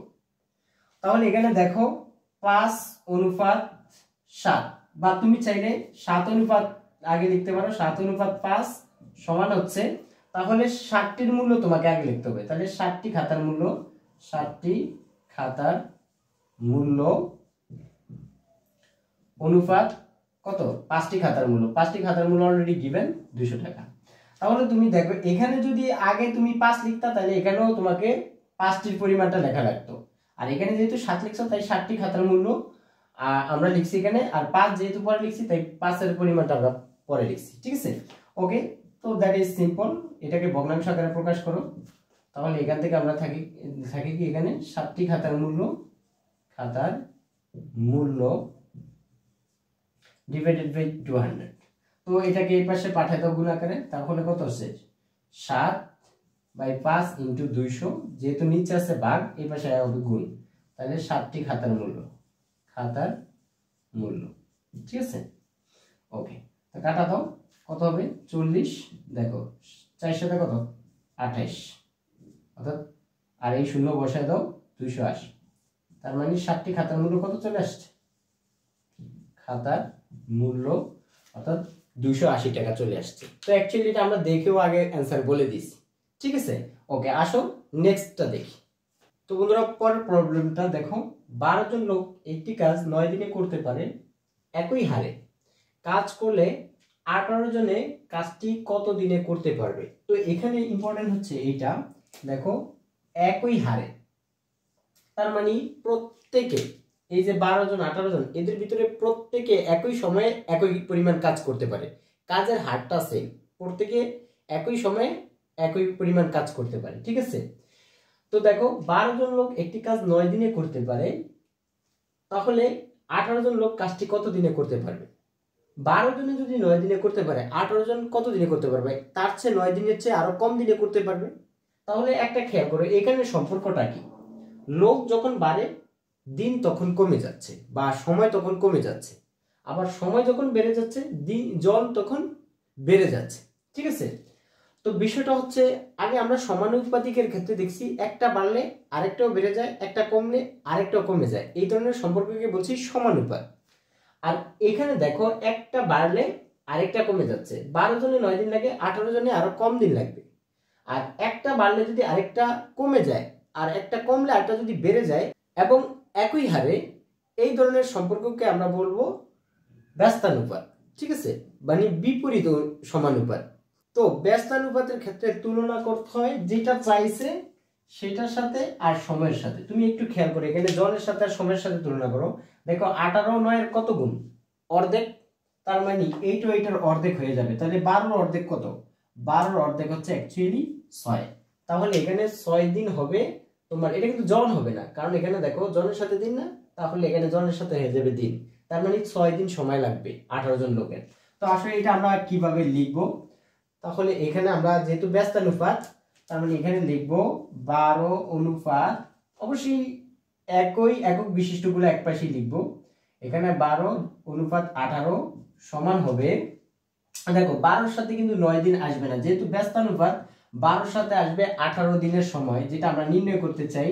নির্ণয় সময় অনুপাত, তারপরে এখানে আসবে 18 সাথে আসবে যে দুইটা দেওয়া আছে, কারণ এটা ব্যস্তানুপাত। সমানুপাত হইলে সমান সমান জিনিসের সাথে সমান সমান জিনিস বসাইতাম, রাইট? ওকে, তাহলে এখানে কত হবে? 9 দিন। ঠিক আছে, ওকে, আসো এখান থেকে সলভ করো। তাহলে কত আসবে? 12/18 সমান হচ্ছে নির্ণেয় সময় ডিভাইডেড বাই 9 দিন। ঠিক আছে, তো অ্যাকচুয়ালি এখান থেকে তুমি এটা ইয়া করো, এটা বাগাসে এই পাশে নিয়ে আসো। তাহলে 12/18 ইন্টু 9 দিন সমান নির্ণেয় সময়। তাহলে কাটা দাও, 9 কে 9, 9 দ্বিগুণে 18, 2 দিয়ে 6, 12 কে ভাগ দাও, 6 দ্বিগুণে 12। তাহলে কত আসে? সুতরাং নির্ণেয় সময় অ্যাকচুয়ালি 6 দিন। তো ব্যস্তানুপাতের ক্ষেত্রে আমাদের যেটা চাইবে তার সাথে যেই জিনিসটা দেওয়া আছে সেটার সাথে তুলনা করব। ঠিক আছে, আমরা যেমন দেখো সমানুপাতের ক্ষেত্রে এই যে এখানে এই যে লাইনটা আমাদের গিভেন ছিল সেটার সাথে এটা তুলনা করে তারপরে এটা বের করতাম। বাট ব্যস্তানুপাতের ক্ষেত্রে যেটা বের করতে বলছে তার সাথে এখানেরটা তুলনা করবা, তাহলে ইজিলি তুমি অ্যান্সার পেয়ে যাবে। ঠিক আছে, বা এইভাবে করলে তো করলাই, দ্যাটস ইট। তো বন্ধুরা, এখন আমরা জানবো সমানুপাতিক ভাগ সম্পর্কে। তো অ্যাকচুয়ালি সমানুপাতিক ভাগ বলতে কি বোঝায়, বা কোনো সংখ্যাকে সমানুপাতিক ভাগ করলে আমরা সেটাকে কিভাবে করব? অ্যাকচুয়ালি কোনো সংখ্যাকে সমানুপাতিক ভাগ করতে হলে অনুপাতে যেই সংখ্যাগুলো থাকবে সেই সংখ্যাগুলোর যোগফল দ্বারা সংখ্যাটাকে ভাগ করলে যেই সংখ্যা পাওয়া যাবে সেই সংখ্যাটার অনুপাতে সংখ্যাগুলোর গুণিতক আকারে বন্টন করাকে অ্যাকচুয়ালি সমানুপাতিক ভাগ বলে থাকি। তো আসো বিষয়টা কেমন একটু এক্সাম্পলের মাধ্যমে বোঝার ট্রাই করি। মনে করো এখানে 500 টাকা আছে, 500 টাকা আছে, হ্যাঁ, এটাকে আমরা 2:3 এ বিভক্ত বা বন্টন করতে চাই। তাহলে কি করব? ফার্স্টে এটাকে সমানুপাত বা সমানুপাতিক ভাগ করার জন্য ফার্স্টে এই অনুপাতের সংখ্যাগুলোর আমরা যোগ নিয়ে নিই। তাহলে 2 + 3 সমান হয়ে যাবে কত? অ্যাকচুয়ালি হয়ে যাবে 5। তো 5 দ্বারা আমরা এটাকে ফার্স্টে ভাগ করে নিব। তাহলে ভাগ করলে কত আসবে? 500/5 সমান হচ্ছে 100 টাকা। এখন আমাদের বন্টন করতে হবে কিভাবে? এই যে দেখো প্রথম অংশে আছে 2 অংশ আর দ্বিতীয় অংশে আছে 3 অংশ। তাহলে লিখি আমরা অ্যাকচুয়ালি প্রথম অংশ হচ্ছে 2 গুণন 100 সমান হচ্ছে 200 টাকা। ঠিক আছে, আর দ্বিতীয় অংশ দেখো কত হবে? 3 ইন্টু, যেহেতু 3 আছে এখানে, 3 ইন্টু 100 সমান হচ্ছে 300 টাকা। আর 300 আর 200 যোগ করলে ডেফিনেটলি 500 টাকা। ঠিক আছে, তো এই ধরনের ভাগগুলাকে আমরা অ্যাকচুয়ালি বলি সমানুপাতিক ভাগ। তো আমরা এটাকে এইভাবে না করে একত্রে এইভাবে করে ফেলতে পারতাম। কিভাবে? যেমন দেখো প্রথম অংশ 500 টাকার মোট ভাগ হচ্ছে কয়টা? 5টা, এবং প্রথম অংশে যাবে মোট ভাগের কত ভাগ? 2 ভাগ। ঠিক আছে, দ্যাটস এই দিবা। তারপর দেখো এই টাকা যোগ এর, অ্যাকচুয়ালি টাকা যোগ এর, এই এর অ্যাকচুয়ালি গুণের মতো কাজ করে, হ্যাঁ। তাহলে 5 100 কত 500, আর 100 দ্বারা 2 কে গুণ করলে অ্যাকচুয়ালি তোমার চলে আসতেছে কত 200 টাকা। ঠিক আছে, ঠিক সিমিলারলি তুমি দ্বিতীয় অংশ বের করতে এখান থেকে সেম 500 এর কত 500 এর মোট ভাগ হচ্ছে 5টা, সেখান থেকে 3 ভাগ দিতে হবে দ্বিতীয় অংশে। ঠিক আছে, তাহলে এখান থেকে কাটা দাও 5 100 500, তারপর এখান দিয়ে 3 দ্বারা 100 কে গুণ করলে অ্যাকচুয়ালি হয়ে যাবে 300 টাকা। That's it. তো এইভাবে করতে পারো, এইভাবে করতে পারো। তো নরমালি আমরা এইভাবে বেশি অ্যাপ্লাই করব। ঠিক আছে, তো বন্ধুরা খেয়াল করো তোমরা 4800 টাকা আয়েশা, ফিরোজা ও খাদিজার মধ্যে 4:3:1 অনুপাতে ভাগ করে দিলে কে কত টাকা পাবে। ঠিক আছে, তাহলে এখানে দেখো যেহেতু বন্টন করা লাগবে, ভাগ করা লাগবে কত টাকাকে 4800 টাকাকে তিনজনের মধ্যে এত অনুপাতে। ঠিক আছে, তো ফার্স্টে আমরা কি করে নিব, দেখব মোট ভাগ আছে এখানে কয়টা। ঠিক আছে, এই অনুপাতের সংখ্যাগুলোকে যোগ করব মোট ভাগ পাওয়ার জন্য। সেটার ভিতরে কে কত ভাগ পাবে, এই মোট ভাগের ভিতরে কে কত ভাগ পাবে এবং কত টাকা, সেটা আমরা বের করব।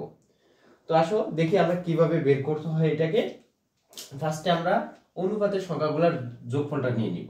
তাহলে অনুপাতের সংখ্যাগুলোর যোগফল, অনুপাতের সংখ্যাগুলোর যোগফল, সংখ্যাগুলোর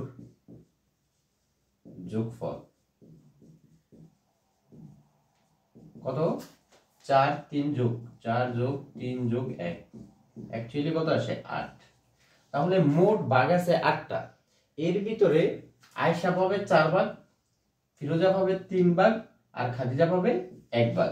ঠিক আছে, তাহলে দেখো আমরা এটাকে লিখবো আয়েশা পাবে, আয়েশা পাবে 4800 টাকার কত 8 ভাগের 4 ভাগ।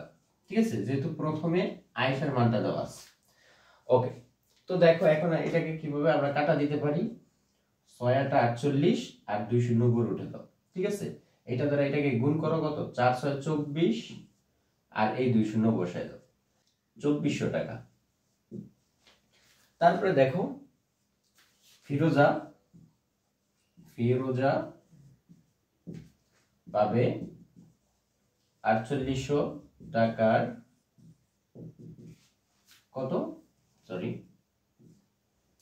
মোট ভাগ হচ্ছে 8টা, তার ভিতরে 3 ভাগ পাবে সে। ঠিক আছে, তাহলে এখানে দেখো টাকা একটা কনফিউশন থাকতে পারে এখানে, এই যে টাকা যোগ এর টাকার, হ্যাঁ এই এর অ্যাকচুয়ালি গুণের মতো কাজ করে। কিসের মতো, গুণের মতো কাজ করে। তাহলে আমরা কাটাকাটি দিচ্ছি। তাহলে এখানে আসছে 600, আর 600 কে 3 দ্বারা গুণ করলে অ্যাকচুয়ালি 1800 টাকা। ঠিক আছে, ও আরেকজন কি আছে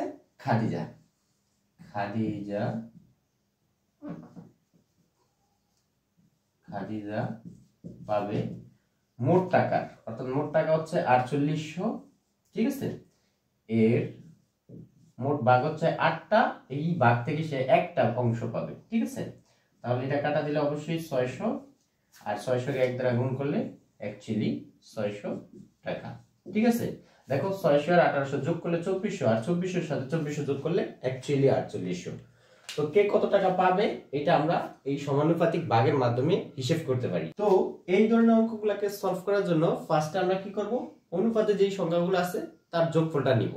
তারপরে দেখব ওই ভাগগুলোর ভিতরে কার কত অংশ আছে, সেটাই আবার এই মোট টাকার নিব।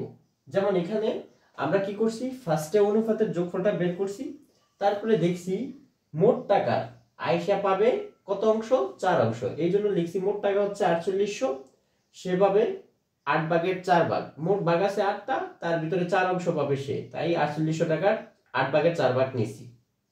ঠিক আছে, সেখান থেকে ক্যালকুলেট করলে আসছে 2400। একইভাবে ফিরোজা মোট ভাগ হচ্ছে যা 8টা, সেখান থেকে সে পাবে 3 ভাগ, দ্যাট সেই এই 4800 টাকার 8 ভাগের 3 ভাগে এটা পাইছে 1800 টাকা। আর খাদিজা মোট ভাগ হইছে 8টা, তার 1 ভাগ পাবে বা 1 অংশ পাবে সে, এইজন্য আমরা এত টাকার 8 এর 1 অংশ নিছি, দ্যাট সেই সেটা আসছে 600 টাকা। তো আমরা এটা সিম্পলি করতে পারবো। এখন এই অঙ্কের মাধ্যমে তুমি তোমার বাবার যে সম্পত্তি পাও না, সেটা তুমি এই অঙ্কের মাধ্যমে করতে পারবা, কে কত অংশ সম্পত্তির পাবে। ঠিক আছে, ওকে, আসো আমরা নেক্সট প্রবলেম দেখি। তো বন্ধুরা আমরা চলে আসছি নেক্সট প্রবলেমে, এবং এটা খুবই একটা ইম্পর্টেন্ট ম্যাথস। একটু খেয়াল করো কি বলছে। তামা দস্তা ও রূপা মিশিয়ে এক ধরনের গহনা তৈরি করা হলো। ওই গহনায় তামা ও দস্তার অনুপাত, একটু খেয়াল করো এখানে কি বলছে। তামা ও দস্তার অনুপাত 1:2, এবং দস্তা ও রূপার অনুপাত হচ্ছে 3:5। অ্যাকচুয়ালি এখানে পদার্থ কয়টা? তিনটাই, কিন্তু তামা আর দস্তা, আবার দস্তা হচ্ছে রূপা। 19 গ্রাম ওজনের গহনায় কত গ্রাম রূপা আছে? তো অ্যাকচুয়ালি দেখো এখানে মোট অংশটা দেওয়া আছে, সেখান থেকে অ্যাকচুয়ালি তোমাকে রূপার পরিমাণটা কত আছে সেটা বের করতে হবে। তো আমরা দেখছি সমানুপাতিক ভাগের ক্ষেত্রে যে একটা ধারাবাহিক অনুপাত থাকে, সেই অনুপাতের সংখ্যাগুলোকে আমরা যোগ করি, যোগ করে তার ভিতরে কত অংশ যেটা চাইছে সেটা কত অংশ আছে সেটাই আমরা মোট পরিমাণ থেকে বের করে নিই। ঠিক আছে, তো বিষয়টা একটু খেয়াল করো। এখানে যেহেতু ধারাবাহিক অনুপাত নাই, ফার্স্টে আমাদেরকে কি করতে হবে, এটাকে ধারাবাহিক অনুপাতে কনভার্ট করতে হবে, দেন অনুপাতের সংখ্যাগুলোর যোগফলটা বের করে নিতে হবে। তো আসলে আমরা বের করি। ফার্স্টে লিখি তামা ও দস্তার অনুপাত। সমাধান তামা ও দস্তার অনুপাত, তামা ও দস্তার অনুপাত কত হবে? 1:2। যেহেতু এটাকে আমরা ক্রমিক বা ধারাবাহিক অনুপাতে কনভার্ট করব, তাহলে অবশ্যই কি করতে হবে, এই যে দ্বিতীয় অনুপাতের পূর্ব রাশি দ্বারা গুণ করতে হবে। অথবা আমরা একটা ট্রিক্স শিখাইছি, যদি ভুলে যাও তাহলে এই দুইটাকে এরকম উপর নিচে বসাইবা। ঠিক আছে, বসায় তারপরে এই যে বাংলা যে ধ আছে, এই ধয়ের মতো গুণ করবা। প্রথমে উপর নিচে, তারপরে তির্যক ভাবে কোনাকুনি বা কর্ণ বরাবর উপরের দিকে, তারপরে আরেকবার নিচের দিকে নামবা। যেই বরাবর যাচ্ছে ধটা, সেই বরাবর হচ্ছে অ্যাকচুয়ালি গুণ করে দিবা। তাহলে দেখো প্রথম অনুপাতটা কি দ্বারা গুণ হচ্ছে? এই যে 3 দ্বারা গুণ হচ্ছে, তাহলে 3 দ্বারা গুণ করে দাও। 1 × 3 অনুপাত 2 × 3, তাহলে কত আসতেছে? 3 × 3 অনুপাত 3 × 6। ওকে, তারপরে এবং দেখো, এবং এটা কার কার অনুপাত? দস্তা ও রূপার অনুপাত। দস্তা ও রূপার অনুপাত কত আছে? এটা আছে 3:5। তাহলে এটাকে কত দ্বারা এখন গুণ করবা? তুমি দেখো এখানে যেহেতু 6 আছে, তাহলে এটাকে 6 বানানোর জন্য, যেহেতু দস্তার অনুপাতটা এখানে কত? 6, আর এটাকে 6 বানানোর জন্য তাহলে কত দ্বারা গুণ করতে হবে? 2 দ্বারা। নরমালি দেখো এখানে 2 দ্বারাই কিন্তু এই অনুপাতটাকে গুণ হচ্ছে। তাহলে এখানে আমরা লিখি 3 × 2 অনুপাত 5 × 2, তাহলে কত আসতেছে? 3 × 6 অনুপাত 5 × কত? 10। তো এখান থেকে সুতরাং আমরা লিখতে পারি, সুতরাং তামা অনুপাত দস্তা অনুপাত রূপা সমান হচ্ছে কত? সমান হচ্ছে এখানে 3 অনুপাত, এই দুই জায়গায় দেখো 6 আছে, কার? এটা দস্তার অনুপাত, তারপর হচ্ছে কত? 10। ওকে, এবার আমরা ধারাবাহিক অনুপাত পেয়ে গেছি। এখন আমরা কি করব? এই অনুপাতের সংখ্যাগুলোর যোগফলটা বের করব। তো দেখো এখন আমাদের কাজ কি? এখন আমাদের কাজ হচ্ছে এই অনুপাতে যে সংখ্যাগুলো আছে তাদেরকে যোগ করে দেওয়া। তাহলে অনুপাতের সংখ্যাগুলোর যোগফল, অনুপাতে সংখ্যাগুলোর যোগফল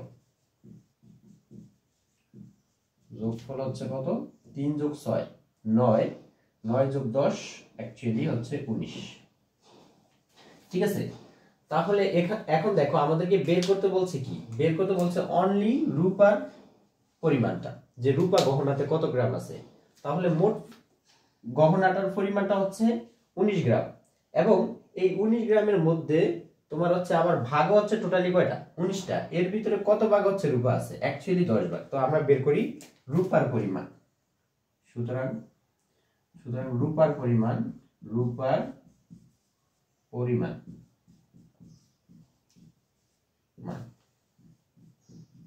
কত হবে? মানে গহনায় রূপার পরিমাণ অবশ্য 19 গ্রামের 19 ভাগের কত অংশ? অ্যাকচুয়ালি মোট ভাগ হচ্ছে 19টা, এই 19 ভাগের কত অংশ অ্যাকচুয়ালি রূপা আছে? 10 ভাগ। তাহলে এখানে 10 দাও। তো অ্যাকচুয়ালি 19 19 কাটা, যেহেতু গ্রাম যোগ এর মানে কিসের মতো কাজ করবে? অবশ্যই গুণের মতো। তাহলে এখানে আমরা ডিরেক্টলি লিখতে পারি কত? 10 গ্রাম। তো অ্যাকচুয়ালি এখানে অন্যান্য যে উপাদান বা পদার্থ আছে তাদের পরিমাণটা চাইলেও তুমি বের করতে পারতা। যে যদি তামারটা বলতো, তো তামারটা কত হইতো? তামারটা হইতো 19 এর বা 19 গ্রামের 19 ভাগের কত ভাগ? তামা হচ্ছে অ্যাকচুয়ালি 3 ভাগ, 3 ভাগ নিতা। আর 10টা বললে 19 ভাগের 6 ভাগ নিতা 19 এর, তাহলে হয়ে যেত। That's it. তো বন্ধুরা চলে যাচ্ছি নেক্সট প্রবলেমে। দেখো কি বলছে, সবুজ, ডালিম ও লিংকন 3 ভাই, তাদের পিতা 6300 টাকা তাদের মধ্যে ভাগ করে দিলেন। এতে সবুজ ডালিমের 5/3 অংশ এবং ডালিম লিংকনের দ্বিগুণ টাকা পায়। প্রত্যেকের টাকার পরিমাণ বের করো। তো এখানে দুইটা তথ্য দেখো, একটা হচ্ছে সবুজ ডালিমের এত অংশ পাবে, আর একটা হচ্ছে ডালিম লিংকনের দ্বিগুণ টাকা পাবে। ঠিক আছে? তো বুঝতেই পারতেছো যে মোট টাকার পরিমাণ 6000 টাকা। এই 6000 টাকা এই তিনজনের মাঝখানে বন্টন করতে হবে। তাহলে এখন কি করতে হবে? এগুলাকে ধারাবাহিক অনুপাতে কনভার্ট করতে হবে। তারপরে ধারাবাহিক অনুপাতে যেই সংখ্যাগুলো থাকবে তাদের যোগফল নির্ণয় করতে হবে। আর এই ভাগ সংখ্যার ভিতরে কার কত অংশ আছে সেটাই মোট টাকা থেকে বের করে নিতে হবে। ঠিক আছে? ওকে, আসো আমরা সেই কাজটাই করি। ফার্স্টে তাদেরকে অনুপাতে কনভার্ট করার ট্রাই করি।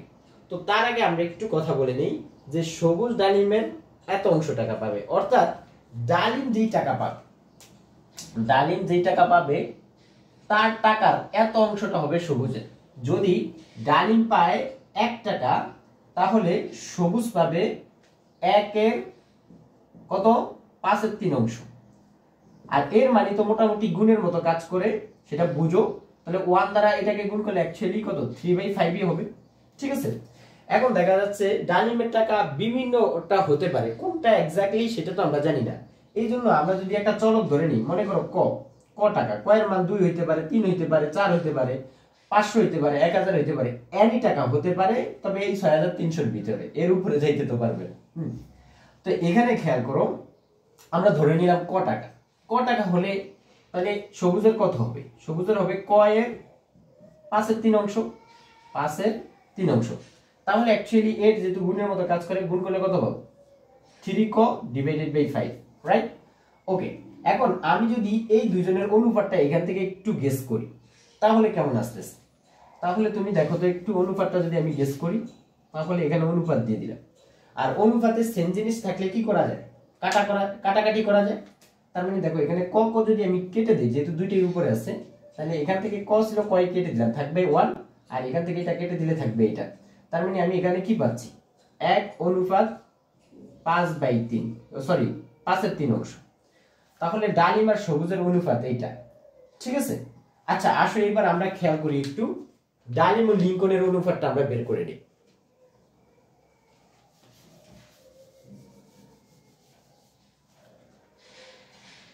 দেখো ডালিম আর লিংকনের ক্ষেত্রে এটা হচ্ছে ডালিম, এটা হচ্ছে লিংকন। ঠিক আছে? তো একটু খেয়াল করো, ডালিমের পরিমাণ যদি ডালিম লিংকন যেই টাকা পাবে, ডালিম পাবে তার দ্বিগুণ টাকা।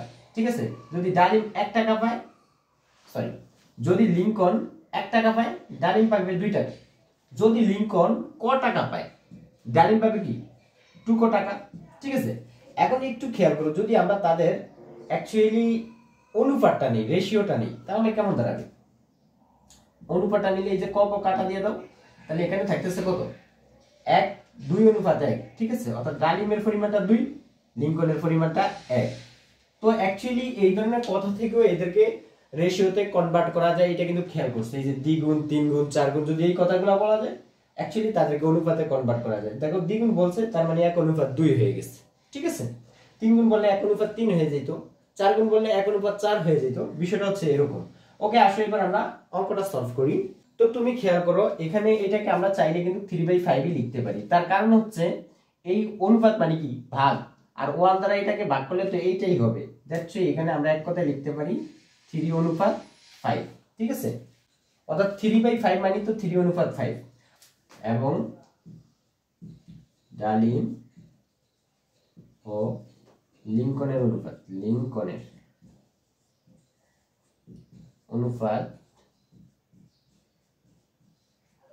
অনুপাত কত? দেখো ডালিম লিঙ্কনের দ্বিগুণ টাকা পাবে। অর্থাৎ ডালিম যদি 2 টাকা পায়, লিঙ্কন পাবে 1 টাকা, তার অর্ধেক পাবে। অর্থাৎ লিঙ্কন যদি 1 টাকা পায়, ডালিম পাবে 2 টাকা। আসো এখন আমাদের কাজ হচ্ছে এদেরকে ক্রমিক অনুপাতে কনভার্ট করা। ক্রমিকে কনভার্ট করার জন্য অর্থাৎ এই দুই জায়গায় কমন আছে কি অ্যাকচুয়ালি ডালিমের পরিমাণটা সেম করে ফেলা। তো এখন করার জন্য এটাকে কি করব, এটাকে অ্যাকচুয়ালি 2 দ্বারা গুণ করব। ওই যে দয়ের যে টেকনিক আছে সেটা কি দেখলেই হবে। তাহলে 3 দ্বারা গুণ করলে, 2 দ্বারা গুণ করলে এটা হয়ে যাবে 6, আর এটা হয়ে যাবে অ্যাকচুয়ালি 10। হ্যাঁ, ওকে ফাইন। আর এখন আমরা যদি এটাকে আবার 5 দ্বারা গুণ করি, অ্যাকচুয়ালি 5 দ্বারা গুণ করলে এটা হয়ে যাবে 10 অনুপাত, আর এটা 5 দ্বারা গুণ করলে এটা হয়ে যাবে 5। দেখো এবার ডালিমের দুই জায়গায় পরিমাণটা কি সেম না? তাহলে সুতরাং আমরা লিখতে পারি যে সবুজ অনুপাত ডালিম অনুপাত লিঙ্কন। তাহলে কত হবে? তাহলে হবে অ্যাকচুয়ালি 6 অনুপাত 10 অনুপাত 5, যেহেতু এই দুইটা কমন, একটা নিয়ে হবে। ওকে, এবার আমরা ক্রমিক সমানুপাত পেয়ে গেছি। এবার আমরা তাদের ধারাবাহিক অনুপাত পেয়ে গেছি। এখন জাস্ট অনুপাতের সংখ্যাগুলোর যোগফল বের করব, এবং এই অনুপাতে কে কার এবং এই ভাগের ভিতরে কে কত ভাগ আছে সেটাই মোট টাকা থেকে বের করব। তাহলে আমরা এখান থেকে লিখি অনুপাতের সংখ্যাগুলোর যোগফল। অনুপাতের সংখ্যাগুলোর যোগফল কত আসবে? 6 আর 10 যোগ করলে 16, 16 আর 5 21। তাহলে এখন বলছে না প্রত্যেকের টাকার পরিমাণ বের করতে, তাহলে সবুজের টাকার পরিমাণ, সবুজ পাবে মোট টাকা কত? 6300 এর 12 ভাগের কত অংশ? মোট ভাগ হচ্ছে 21টা, এই 21 ভাগের কত অংশ পাবে সবুজ? ডেফিনেটলি 6 অংশ। তাহলে এখানে দেখো 21 দ্বারা এটাকে কাটা দাও, 3 21 63, আর এই 2 শূন্য উপরে উঠে যাবে, কাটা যায়। এবং দেখো এটাকে গুণ করলে তুমি কত পাচ্ছ? 300 কত? 18, ঠিক আছে। আর এই শূন্য বসায় দাও, 180 টাকা। ওকে, তাহলে এবার দেখো ডালিম পাবে কত? 6300 এর এই 21 ভাগের কত ভাগ? 10 ভাগ, ঠিক আছে। এটা হচ্ছে অ্যাকচুয়ালি কত আসে? 30, আর 30 কে 10 দ্বারা গুণ করলে অ্যাকচুয়ালি 300 টাকা, ঠিক আছে। তো বাকিটা দেখো,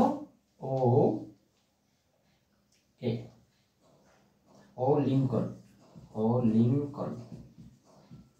পাবে হচ্ছে 6300 এর, সরি এখানে আমি মানে একটা শূন্য দিচ্ছি, এখানে 2টা শূন্য হবে, আর এখানেও 2টা শূন্য হবে। তাহলে এটা হবে 1800, এটা হবে 3000, ঠিক আছে। ওকে, এখানে 6300 এর কত? 21 ভাগের কত ভাগ? 5 ভাগ। তাহলে দেখো এখানে আসবে 300, আর 300 দ্বারা এটাকে গুণ করলে 3 5 15 সমান 1500 টাকা, ঠিক আছে। তো অ্যাকচুয়ালি দুইটা বের করার পরে আরেকটা ট্রিক্সও আছে, সেটা বের করার তুমি এটা ভাবতে পারো, তারপর আমি বলে দিচ্ছি। এই দুইটা বের করার পরে এই দুইটার যোগফলটা মূল টাকা থেকে বাদ দিলে বাকিটাই তো অবশ্যই লিঙ্কনের থাকবে। যেমন দেখো এখানে হচ্ছে 1800 আর 3000 যোগ করলে কত? 4800। তাহলে 6300 থেকে যদি 4800 বাদ দিয়ে দিই তাহলে কত থাকবে? ডেফিনেটলি 1500 থাকবে। সেটা এইভাবে বের করা যায়, এইভাবে বের করা যায়। তো তুমি যেভাবে বের করো তোমার ভালো লাগে করতে পারো, বাট এটা একটু বেশি সহজ। তো ক্রিয়েটিভ হওয়ার জন্য বিভিন্ন ভাবে থিঙ্কিং করতে হবে তোমাকে। ওকে বন্ধুরা, পরবর্তী প্রবলেম দেখো। সুলাইমান ও সালমানের আয়ের অনুপাত হচ্ছে 5:7, এবং সালমান ও ইউসুফের আয়ের অনুপাত হচ্ছে 4:5।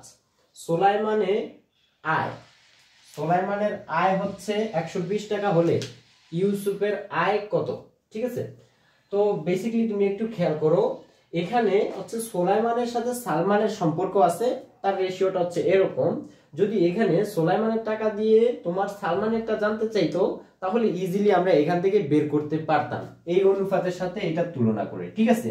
বাট এখানে কি করছে, তারা সালমানের টাকা দিছে বাট বের করতে বলছে ইউসুফেরটা, যা সুলাইমানের টাকা দেওয়া আছে, বের করতে বলছে ইউসুফেরটা। তার মানে সুলাইমানের সাথে ইউসুফের ডাইরেক্টলি কোনো সম্পর্ক নাই।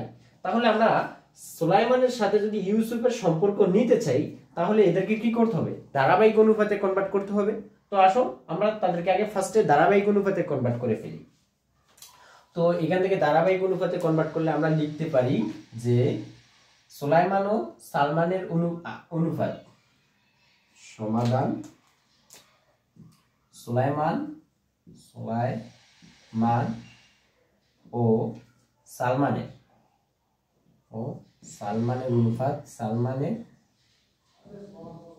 অনুপাত কত? 5:7। যেহেতু আমি এটাকে ক্রমিক অনুপাতে নিতে চাই তাহলে এটা দ্বারা গুণ করে দিব। কত হবে?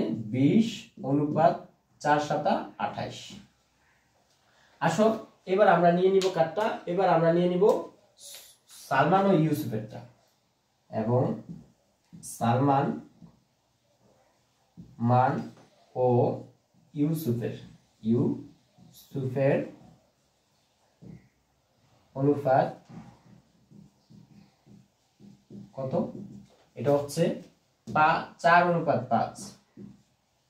তো দেখো এটাকে ক্রমিকে নেওয়ার জন্য বা ধারাবাহিকে নেওয়ার জন্য আমরা কি করব? আমরা এই 7 দ্বারা গুণ করে দিব। তাহলে কত? 4×7=28 অনুপাত, আর 7 দ্বারা 5 কে গুণ করলে 5×7=35।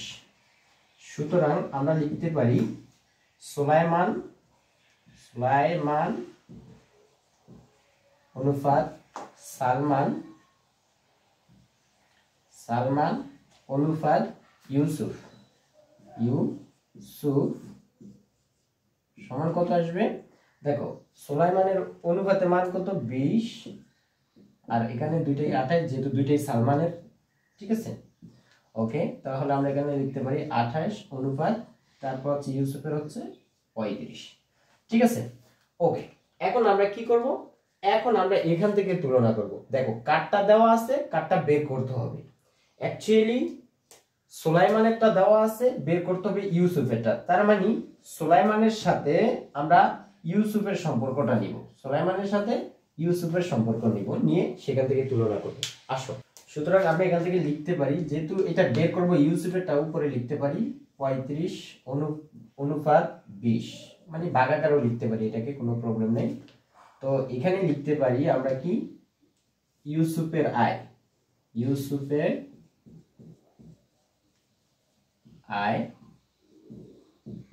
আর এখানে লিখতে পারি আমরা কার? সুলাইমানের। যেহেতু এই 20 কার সুলাইমানের, তাহলে সুলাইমানের আয় কত টাকা? এটা তো ডিরেক্টলি দেওয়া আছে 120 টাকা। ঠিক আছে, তো এখান থেকে আমরা দেখো এই পাশে যদি পাঠিয়ে দেই তাহলে 35/20 × 120 টাকা। তাহলে এটা হবে ইউসুফের আয়। ঠিক আছে, তো দেখো এই কাটা দাও, কত আসবে? 6×20=160। তাহলে দেখো এটা দ্বারা এটা গুণ করো, 5×6=30, 30-এর 0, হাতে আছে 3, 3×6=18 আর 3 21, অর্থাৎ 200 কত টাকা? 210 টাকা হচ্ছে ইউসুফের আয়।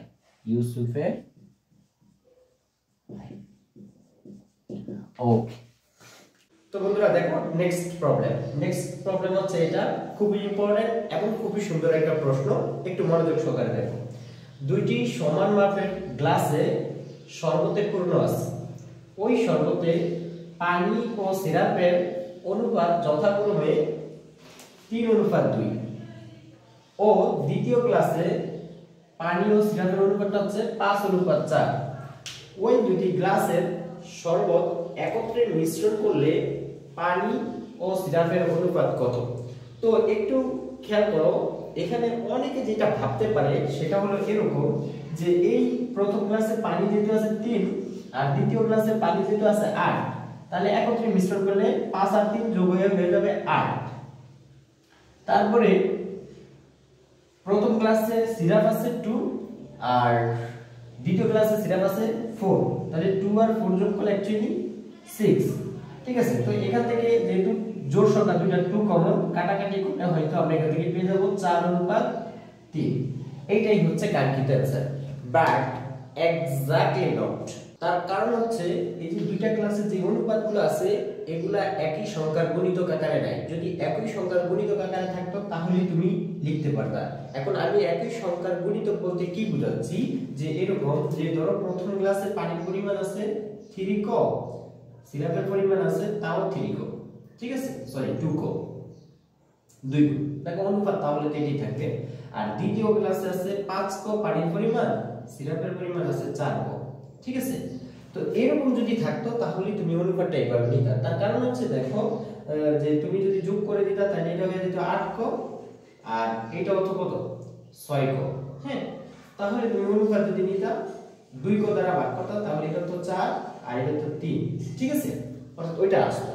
বাট এখানে কি এটা হওয়া পসিবল? পসিবল না। কেন পসিবল না একটু খেয়াল করো। এই দুইটার পরিমাণকে যোগ করো তো কত আসে 5 কো, আর এই দুইটাকে যোগ করো তো কত হয়ে যায় 9 কো। তার মানে এটা হয়ে যায় 9 কয়ের 9 গুণ, আর এটা হয়ে যায় কয়ের 5 গুণ। বাট এখানে বলি দিছে গ্লাস দুইটা সমান মাপের গ্লাস শরবতে পূর্ণ, তার মানে শরবতের পরিমাণ সেম।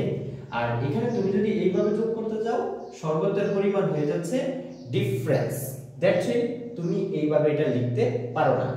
এখন আবার অনেকে এইভাবে ভাবতে পারে যে আচ্ছা ঠিক আছে একই গুণিতক না থাক, এইটাতে যেই গুণিতক আছে সেটা নেই, এটাতে আবার অন্য গুণিতক আছে ওইটা নেই। তাহলে সে কি করলো, প্রথম গ্লাসের জন্য ওয়াটারের পরিমাণ ধরে নিল মনে করো W1 3 কো। তাহলে প্রথম গ্লাসে সিরাপের পরিমাণ কত হবে ডেফিনেটলি 2 কো, যেহেতু একই গুণিতক আকারে থাকবে এক একটা অনুপাত। আবার এইটার অনুপাত নিলে দেখো 3/2 আসবে, বা 3 অনুপাত 2 আসবে, ক ক কাটা যায়। দ্বিতীয় গ্লাসের জন্য দেখো W2 কত হবে, W2 হবে এটা 5 খ ধরো তুমি, যেহেতু একই গুণিতকে নাই তারা। আচ্ছা S2 কত, S2 হচ্ছে 4 খ, হ্যাঁ। এখন তুমি যদি এদেরকে একত্রে মিশ্রণ করো তাহলে এটার সাথে এটা যোগ হবে, এটার সাথে এটা যোগ হবে, তাহলে তুমি পাচ্ছ কত একত্রে মিশ্রণ করার পরে W1 প্লাস W2 কত 3 ক যোগ 3 ক যোগ 5 খ, 3 ক যোগ 5 খ, 5 খ, ঠিক আছে। আর তোমরা সিরাপের মোট পরিমাণটা পাচ্ছ কত 2 ক যোগ হচ্ছে 4 খ। তাহলে এদের যদি অনুপাতটা নিয়ে মিশ্রণের পরে তাহলে আমরা এই অনুপাতটা পাচ্ছি, এটাই হবে आंसर। এটা লজিক্যাল, বাট এই ক্ষেত্রে এটা ঠিক হবে না। আসো তাহলে কিভাবে ঠিক করতে হবে এটাকে, বা কিভাবে সলভ করলে এটা ঠিক হবে সেটাই আমরা দেখি। তো এখানে তোমাকে কিন্তু একটা ক্লু দেওয়া আছে, সেই ক্লু থেকে তোমাকে আগাতে হবে। সেই ক্লুটা কি? সেই ক্লুটা হচ্ছে এই যে বলি দিছে দুইটি সমান মাপের গ্লাসে শরবতের পূর্ণ আছে। তার মানে গ্লাসে যেই পরিমাণ শরবত আছে দুইটা গ্লাসের শরবতের পরিমাণটা সেম, অর্থাৎ এই পরিমাণগুলোকে প্রথম গ্লাসে ভাগ করা হয়েছে 5 ভাগে, অর্থাৎ 3 আর 2, আর দ্বিতীয় গ্লাসে ভাগ করা হয়েছে 9 ভাগে, 5 আর 4। পরিমাণটা সেম, বাট দুইটা গ্লাসে আলাদা আলাদা ভাগ করা হয়েছে।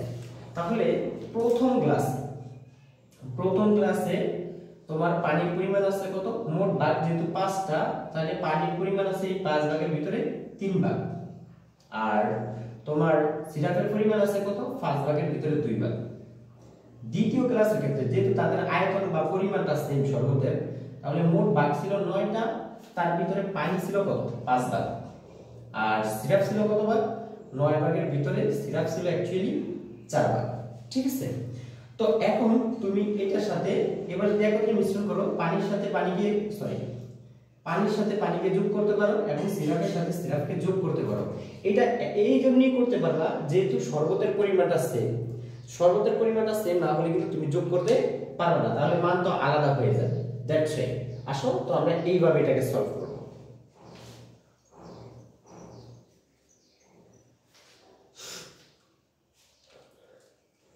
প্রথম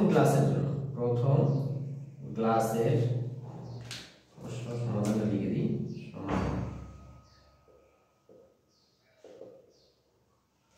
প্রথম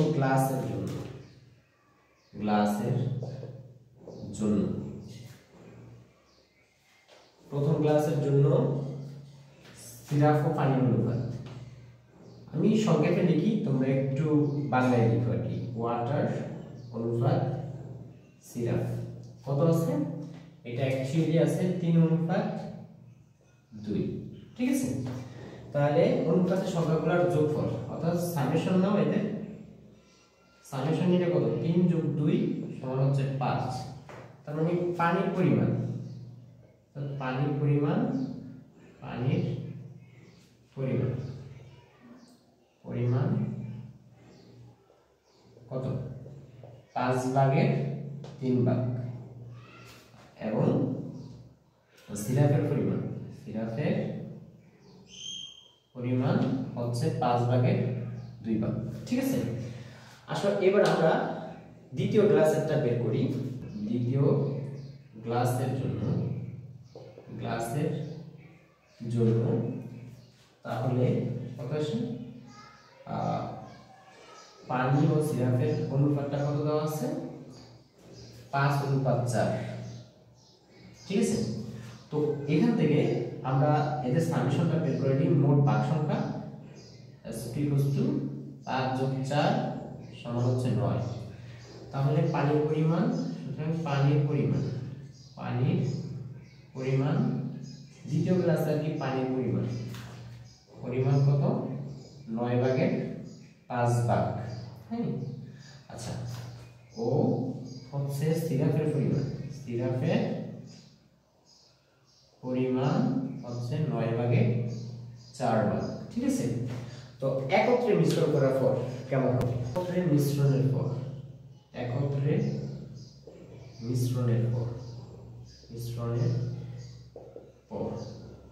ঠিক আছে কি হবে? পানির পরিমাণ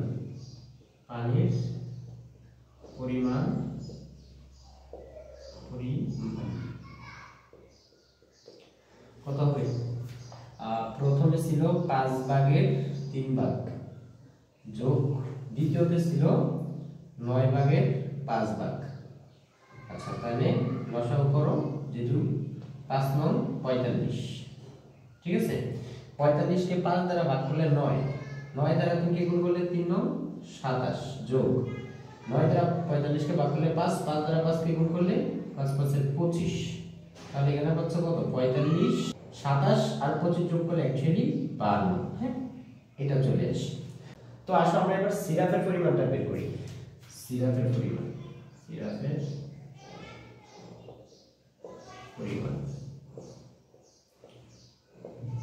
পরিমাণ হবে কত? দেখো সিরাপ ছিল 5/2 যোগ আর 9/কয় ছিল দ্বিতীয় ক্লাসে 4 ভাগ। তাহলে এখানে আসতেছে কত 45 9 দিয়ে 2 কে গুণ করলে 18 আর 9 দ্বারা 45 কে ভাগ করলে 5 দ্বারা 4 কে গুণ করলে 20।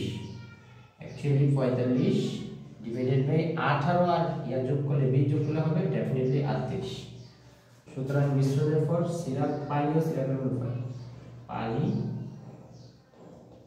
অনুপাত সিরাপ কত আসবে? প্রথমটা পানির অনুপাতটা পাইছি কত আমরা? এখানে 52/45 অনুপাত এটা পাইছি কত 38/45 ঠিক আছে। অনুপাত যেহেতু ভাগ, তার মানে নিচের সংখ্যা ডিরেক্টলি আমরা কাটা দিয়ে দিতে পারি, এবং এটা যেহেতু যোগ, তাহলে আমরা এটাকে 2 দ্বারা ভাগ করতে পারি। তাহলে কত হবে 26 × 52 19 × কত হবে 38। তাহলে কত আসবে 26/19। This is the exact answer. তো বন্ধুরা, আমরা এই অঙ্কগুলো সলভ করার মাধ্যমে এই চ্যাপ্টারের প্রথম লেকচারটা আলোচনা শেষ করব। তো ফার্স্টে দেখো বলছে 3 কেজি 5 টাকা, 6 কেজি 10 টাকা সমানুপাত তৈরি করো, অর্থাৎ এদের দ্বারা সমানুপাত তৈরি করতে হবে। তো ফার্স্ট প্রবলেম তুমি একটু খেয়াল করো। তাহলে এদের সমানুপাতটা সিম্পল, জাস্ট যেগুলা একক সেম সেগুলা একই অনুপাতে লিখবো আর অন্য এককগুলা অন্য অনুপাতে লিখবো, তাহলে সমানুপাত হয়ে যাবে 3:6 সমান হবে 5:10। দেখো এই ক্ষেত্রে যে একক বিশিষ্ট আছে সেই একক বিশিষ্টর ভিতরে ছোটটা আগে লিখলে অন্য এককের ছোটটাও এখানে আগে লিখতে হবে এই পাশে, ঠিক আছে। That's it. একটু খেয়াল করো 3 6 কত গুণ দ্বিগুণ, তাহলে দেখো 5 10 এর দ্বিগুণ, তার মানে ডেফিনেটলি সমানুপাত হয়ে গেছে। জাস্ট এই দ্যাটস ইট। মেইনলি হচ্ছে যে তুমি এককটা মেইনটেইন করবা আর এই একইটা দিয়ে এককের ছোটটা আগে লিখলে অপর এককের ছোটটাও আগে লিখবা, তাহলেই সমানুপাত হয়ে যাবে। তো বন্ধুরা আমরা দেখি নেক্সটটা কি বলছে 5/7, 1 সমস্ত 5-এর 2 ক্রমিক সমানুপাতের প্রান্তীয় রাশি। সমানুপাত তৈরি করো। তো তোমাকে প্রান্তীয় দুইটা রাশি দেওয়া আছে, সেখান থেকে তুমি মধ্যম রাশিটা নির্ণয় করবা, আর নির্ণয় করে তারপরে সমানুপাত আকারে গঠন করবা, সেটাই হচ্ছে তোমার কাজ। তো আসো আমরা ক্রমিক সমানুপাতের ক্ষেত্রে কি শিখছি। ক্রমিক সমানুপাতের ক্ষেত্রে অ্যাকচুয়ালি শিখছি দ্বিতীয় রাশি বা মধ্যম রাশি, দ্বিতীয় রাশি স্কয়ার সমান হচ্ছে প্রান্তীয় রাশিটার গুণফল 5/7 ইনটু 1 সমস্ত 5-এর 2। তো আমরা এখানে কি করব, জাস্ট এই যে মিশ্র ভগ্নাংশটা আছে এটাকে অপ্রকৃত ভগ্নাংশে ফার্স্টে কনভার্ট করব, দেন ক্যালকুলেশন করব। 5/7 ইনটু, তাহলে দেখো মিশ্র ভগ্নাংশকে আমরা অপ্রকৃত ভগ্নাংশে কিভাবে কনভার্ট করব, এই 5 দ্বারা এই 1 কে গুণ করব, তাহলে 5 একে 5, তার সাথে এই উপরে 2 যোগ করব, কত হয়ে যাবে 5 এর সাথে 2 যোগ করলে 7, আর নিচে এই হর 5 রয়ে যাবে। ঠিক আছে, ওকে। এখন তুমি একটু খেয়াল করো, এখানে যদি আমরা এই দুটাকে গুণ করি তাহলে উপর নিচে কি করতে পারি, কাটাকাটি করতে পারি। উপর নিচে কাটাকাটি করলে এখানে 1 থাকবে, এখানে 1 থাকবে, আর 1 দ্বারা 1 কে গুণ করলে কত থাকবে 1, তার মানে দ্বিতীয় রাশি। সুতরাং দ্বিতীয় রাশি স্কয়ারটাকে ওই পাশে পাঠাইলে কিসে কনভার্ট হয়ে যাবে, স্কয়ার রুটে কনভার্ট হয়ে যাবে বা রুটে কনভার্ট হবে।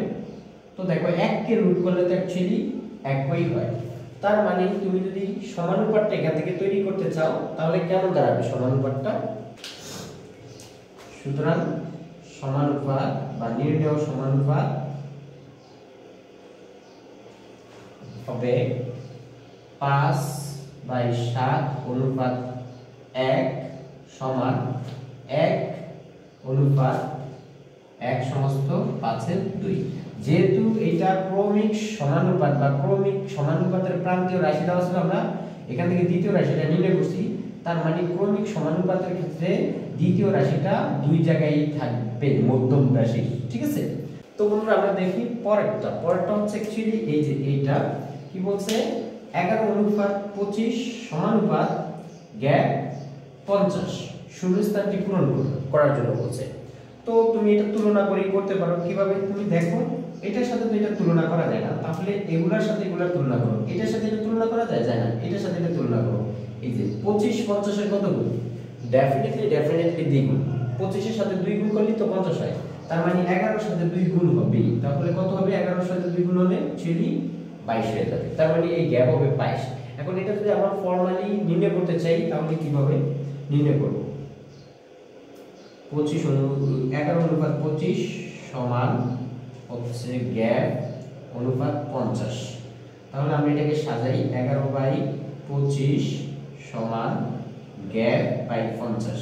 এবার আর গুণ করব, তাহলে 11 ইনটু 50, আর এখানে হবে গ্যাপ ইনটু হচ্ছে 25, তাহলে 25 এই পাশে পাঠিয়ে দাও, তাহলে 11 ইনটু 50 ডিভাইডেড বাই 25 সমান হচ্ছে এই পাশে থাকলো গ্যাপ, 25 দ্বিগুণ কত 50, তাহলে এখান থেকে আমরা লিখি, দেখো 11 দ্বিগুণ কত হয় 22 সমান হচ্ছে এই যে গ্যাপ, দেখছো, তাহলে গ্যাপের মান কত চলে আসছে 22।